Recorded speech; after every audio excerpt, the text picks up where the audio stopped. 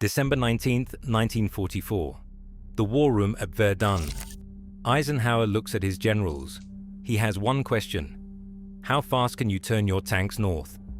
The 101st Airborne is surrounded.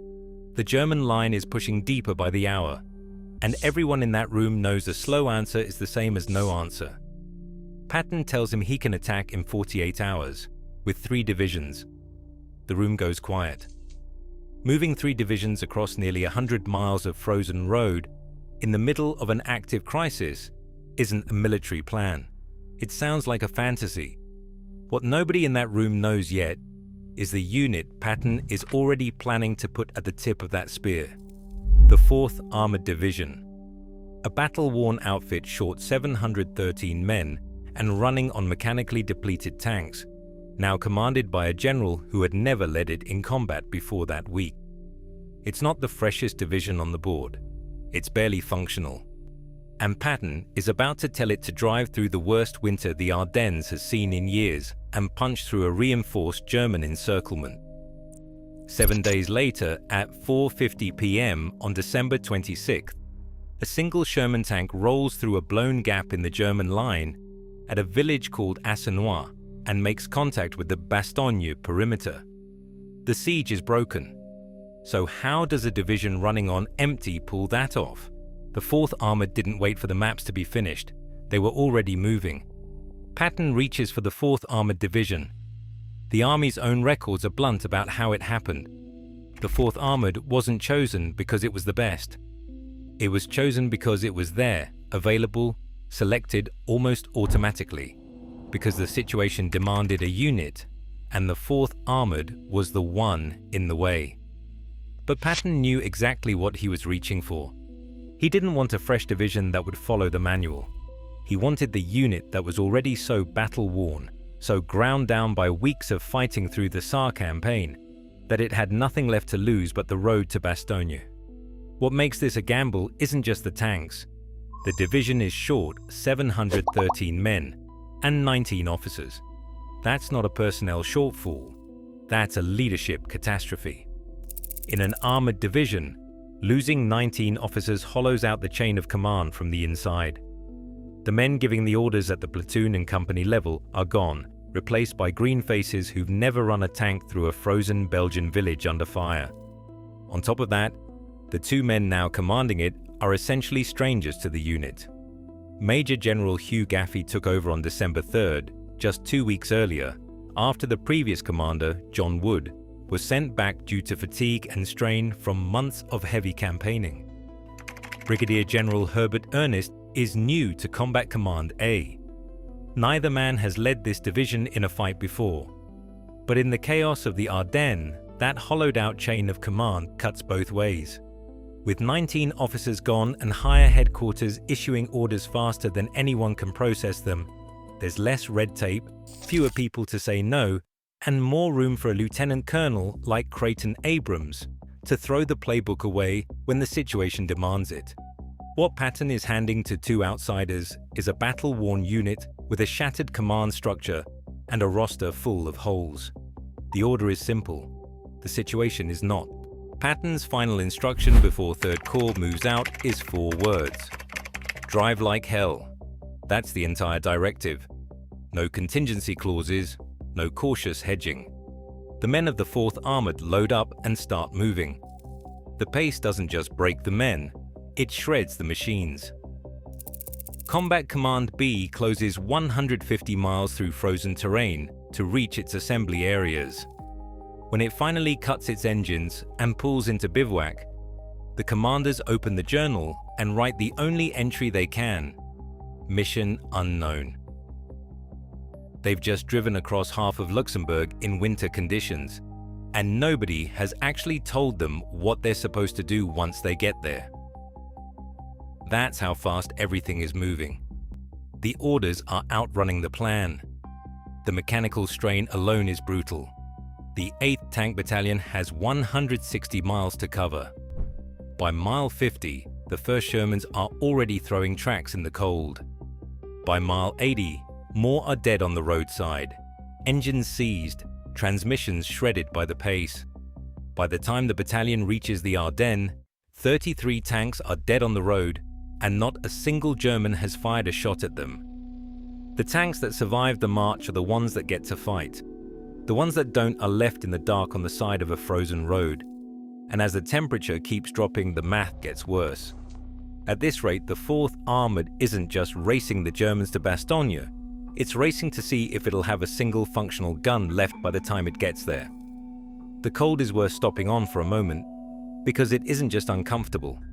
Temperatures in the Ardennes are averaging around -7 degrees Celsius, part of one of the coldest winters on record in the region.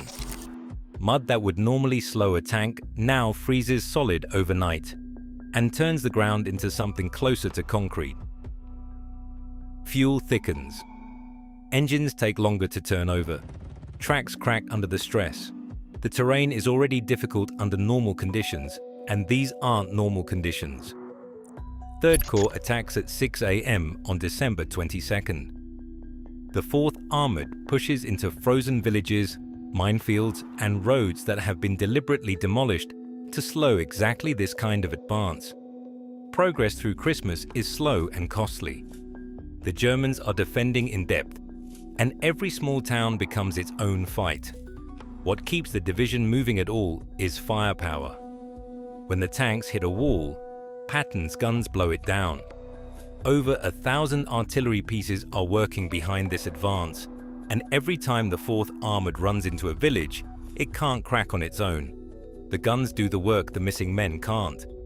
By December 26th, the 4th Armoured is still short of Bastogne. 4 days of fighting have pushed the division past exhaustion and into something worse. Units are shrinking below combat strength. Tank crews are running on no sleep, and the expected axis of advance has stalled out against prepared German defenses. Every road the Germans expected them to use is a death trap, blocked, mined, or zeroed in by artillery. There's no clean path left. But Creighton Abrams has been looking at a different road.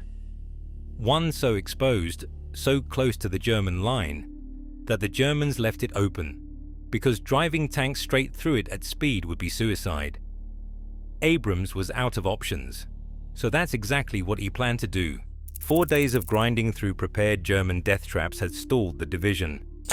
The expected routes were mined, zeroed in, and blocked. Every road the Germans expected them to use was a graveyard. Lieutenant Colonel Creighton Abrams has been looking at a road so exposed, so close to the German line, that nobody touched it, because driving tanks straight through it at speed would be suicide. By the afternoon of December 26th, every other option is gone. So Abrams and the commander of the 53rd Armoured Infantry Battalion make a decision together. They're going straight through Assenois. Assenois is the anchor of the German line. The artillery has to hammer it until the exact second the tanks roll in. If the timing slips, the lead crews are dead. Abrams passes the order to the artillery.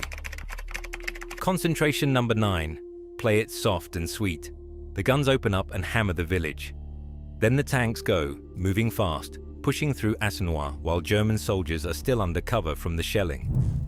First Lieutenant Charles Boggis is leading the spearhead. Captain William Dwight is riding with the column. They don't slow down. At 4:50 p.m., the lead elements roll up to a pillbox on the edge of the Bastogne perimeter. What happens next isn't the cinematic explosion anyone might expect. It's a single, quiet exchange. A handful of words between the men inside the wire and the tankers on the other side of it.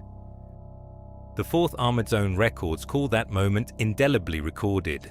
The same unit that started the week with a hollowed-out roster and worn-out tanks has just cracked the encirclement open. Abrams shakes hands with Brigadier General Anthony McAuliffe about 20 minutes later. The same McAuliffe who 4 days earlier had replied "nuts" to a German demand for surrender is now shaking hands with the man whose battalion just ended the siege. That night, a light tank company escorts 40 trucks and 70 ambulances into Bastogne through the corridor. The supplies go in, the wounded come out. The corridor is narrow and the Germans aren't done fighting, but the line is open. It doesn't stay easy. The fighting to hold and widen that corridor runs into January, paid for by a division that was already at its limit before the operation started. The breakthrough at Assenois is the headline, but the weeks that follow are where the real cost lands, grinding against German counterattacks with a unit that has almost nothing left to give. The 4th Armoured didn't break the Bulge because it was the best option available. It broke the Bulge because Patton sent it anyway, short of men, short of tanks, with 2 commanders still learning the unit's rhythms under fire. He didn't reach for the freshest division on the board. He reached for the one that was already hardened past the point where most units quit, pointed it at Bastogne, and told it to drive like hell.